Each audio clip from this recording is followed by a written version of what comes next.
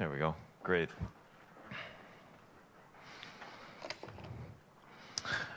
Hi, everyone. My name is Nick Galbreath. Oh, hang on here.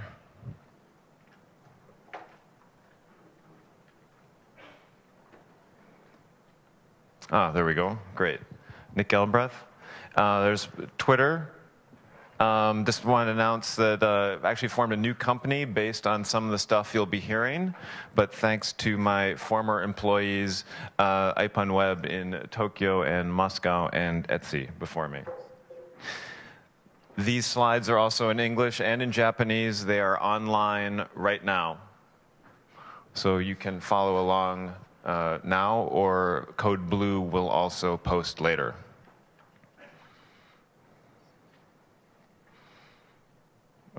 Excuse me. すいません。このスライドは日本語で These slides are available.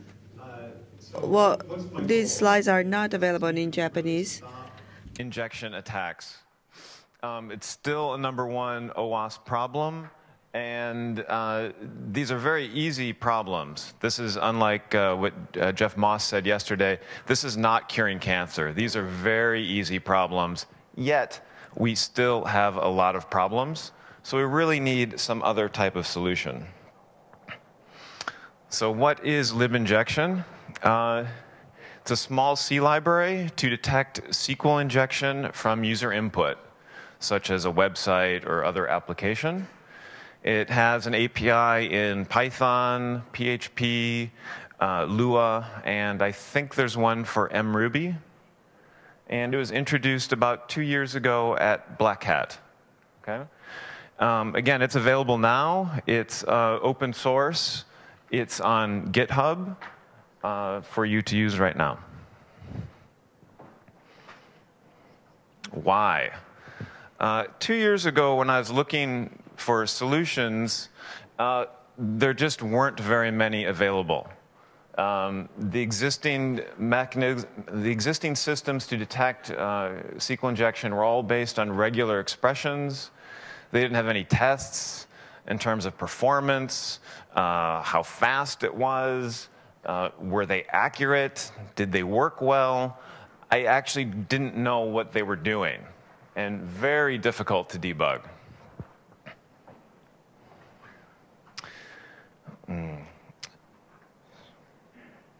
Right. Okay, so today, it's after 2 years, it's on version 3.9.1. We have over 8,000 unique sort of SQLi signatures, over 400 unit tests, and we got over 85,000 samples of actual SQL injection collected from all sorts of people, all sorts of testing applications. And right now, it's in use at a number of places. It's in mod security right now, the WAF, the Iron-B WAF, a couple of honeypots, some commercial WAFs. Kanatoko-san, who's here, I think is work on a Java port. And there also is a .NET wrapper. So it's being used quite a bit. It's not perfect, but it's certainly a good start. So now let's talk about XSS, which is sort of the other injection. Right?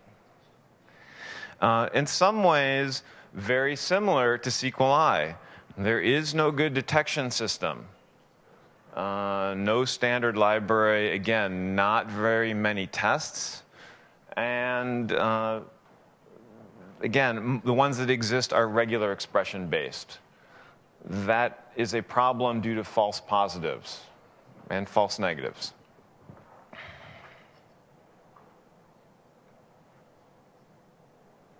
Great. If we look at XSS, there are really two types. There's JavaScript injection attacks, and there are HTML attacks. If you work with XSS, there's a whole bunch of different sort of names for these, but for detection, two types.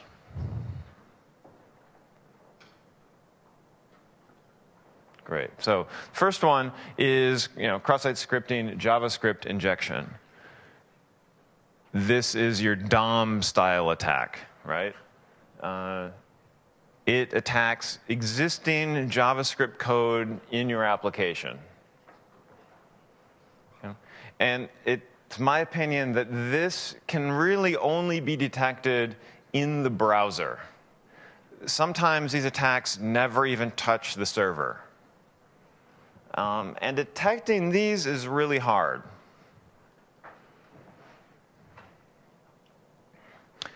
HTML injection is the other type. And here, the really attacks against the tokenization algorithm.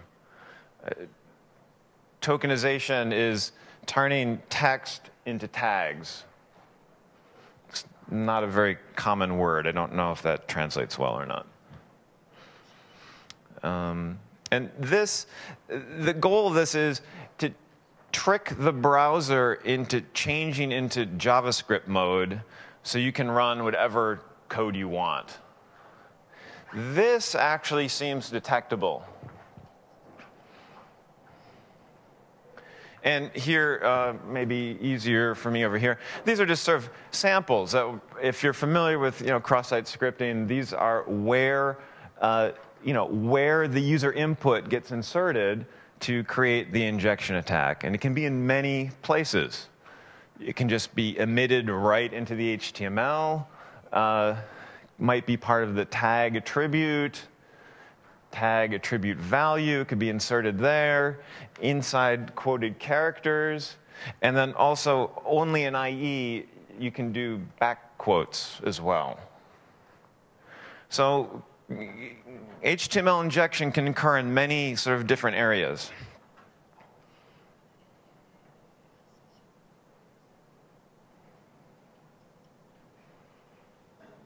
Oops.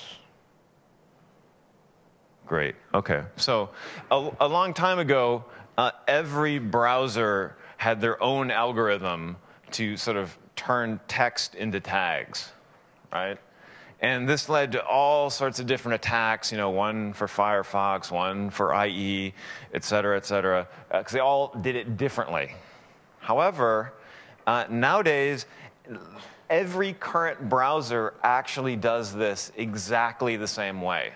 That's great for web developers, and that's great for us, right?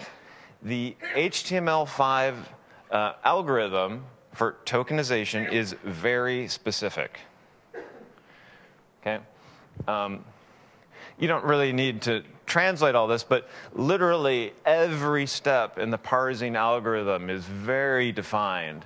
Comment start with a dash, all these different things, and that's all available for everyone to read. And inside each one, things are really clear. If it's this character, do this. If it's this character, do that. If we don't know, do something else. Really clear. And every browser now follows this algorithm. Great. So right now, for desktop browsers, around 60% use this algorithm, right? For IE, it started in version 9 upward, and all the latest versions of Chrome and Firefox have done it for a very long time. Likewise, for mobile, mobile's newer. Over 90% are HTML5. That's great news. So,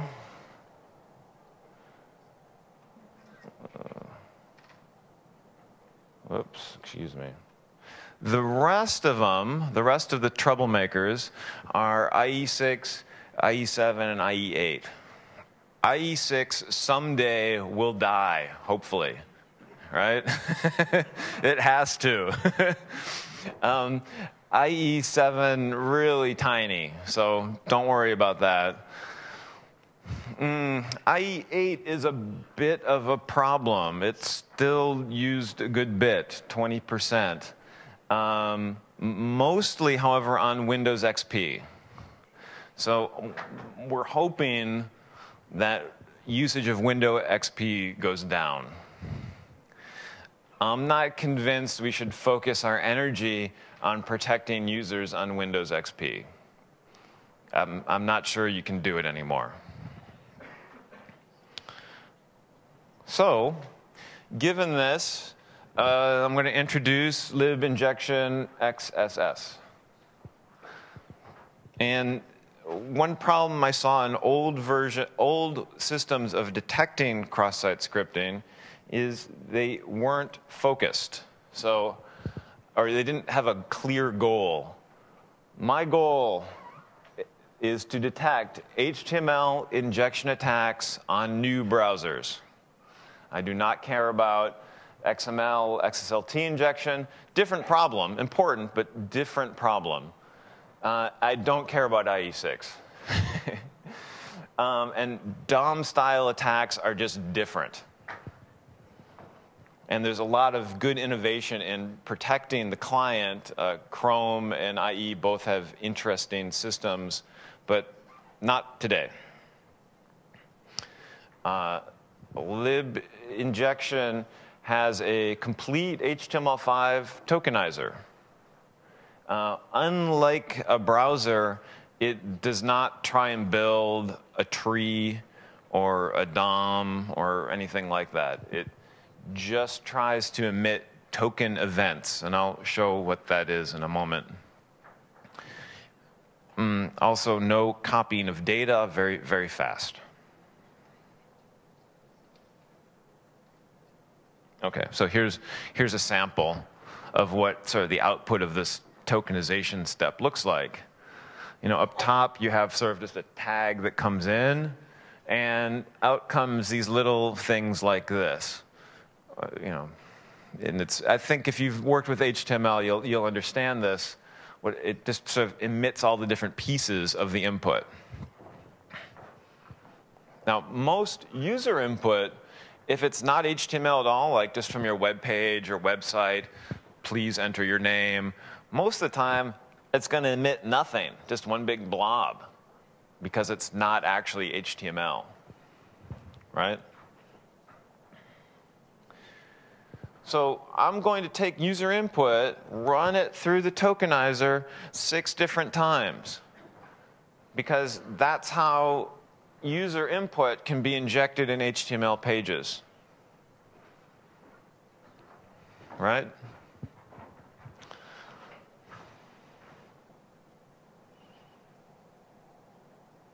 Whoops, there we go.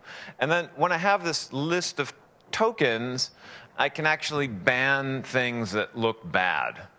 And obviously things that are script tags coming in, you just want to ban those right away. I found enough problems with anything XML-like or SVG-like just to recommend banning those elements too. The classic sort of like on, star, wild, the attributes for JavaScript, the on blank things, ban those. URLs that are JavaScript, ban those too. And the idea is this is much less false positive because you're using the structure of HTML to detect things. Like on error by itself won't be banned. It has to be part of a tag and a system to work. Okay, so write the algorithm. How do I show that it works or doesn't work? So training data. Okay.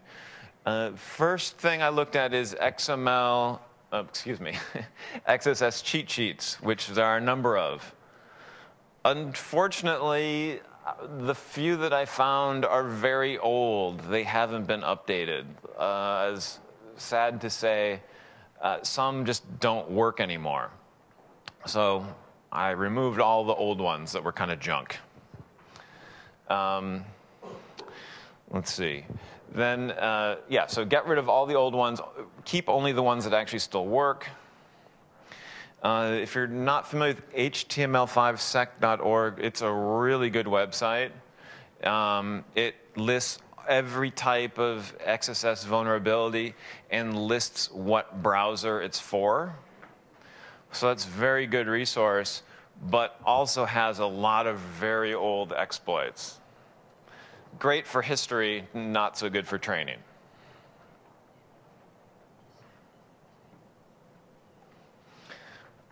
This gentleman, whose Twitter handle I cannot pronounce, he regularly produces really good XSS that I've never seen before, very regularly. And he's published a few documents on XSS that are really great resources. So I've integrated his work as well.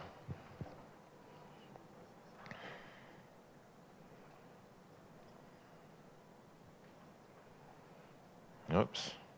Whoops. Whoops. Sorry there. And then I took one attack scanner, something you'd point at a website to find vulnerabilities, and took its output to see how it tests for cross-site scripting, and captured that and put it in our test suite. The mod security team also gave me part of the Shazzer database, fuzz database, also a very interesting resource. It tries to find bugs in the HTML parsing algorithm. It's worth looking at if you have a moment. Okay, so what's the current status here? Well, first, it's available now. It's on GitHub again. I didn't mention it before, but the homepage or website of libinjection is here.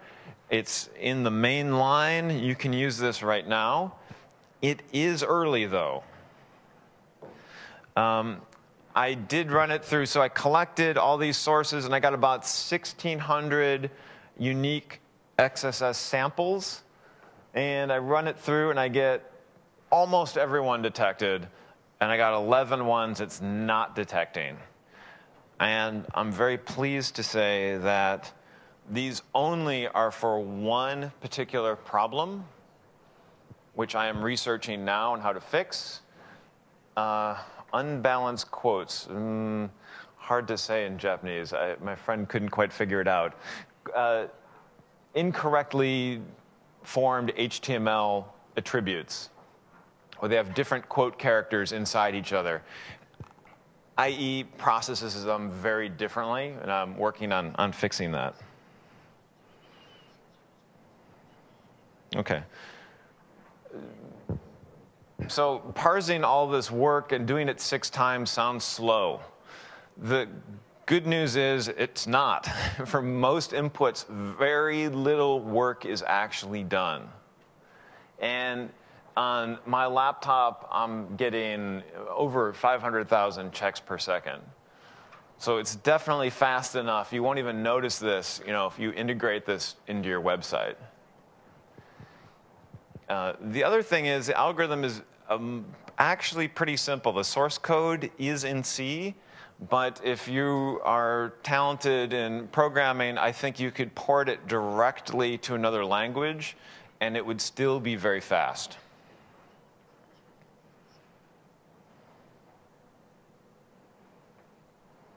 Hey, okay, so what's left? It's still early. My experience before says because it's early, there will be incredible failures or bypasses you will find. I'm still working on that, though. I need to run it through normal input to make sure false positives don't happen. If a website using this code has lots of false positives, they solve that problem by turning it off. I need to put a test bed or a place where you can go on the web and enter your own input to test against. I need to publish code coverage and QA tests. And I need to add scripting languages. But this should be done in the next couple weeks.